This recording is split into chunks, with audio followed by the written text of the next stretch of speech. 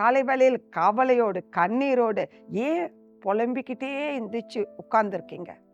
இல்லை ஏதோ ஒரு காரியத்தில் மிஸ் அண்டர்ஸ்டாண்டிங்கில் ஏன் சண்டையோடு இந்த காரியம் எப்படி முடியும், என்ன முடியும், குடும்பத்தில் ஏன் குழப்பத்தோடு உட்காந்துருக்கீங்க? பயப்படாதீங்க.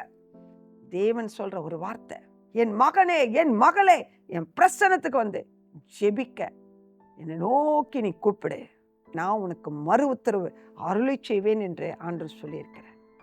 ஆகையால் இன்னைக்கு உங்களுக்கு தேவனுடைய வார்த்தை என்ன தெரியுமா? சங்கீதம் 10வது அதிகாரம் 17வது வசனம், கர்த்தாவே சிறுமைப்பட்டவர்களுடைய வேண்டுதலை கேட்டிருக்கிறீர், அவர்கள் இருதயத்தை சிறப்படுத்துவீர்.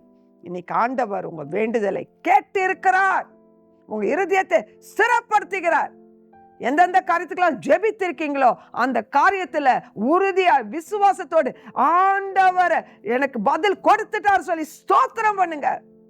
ஜெயத்தோடு சந்தோஷத்தோடு ஜெபம் பண்ணி தேவ பிரசன்னத்திலிருந்து எழுந்து இந்த நாளுக்கு வேண்டிய காரியங்களை பாருங்க. கர்த்தருடைய கரம் உங்களோடு கூட இருப்பதாக, உங்க இருதயம் கலங்காது இருப்பதாக. ஆமென்.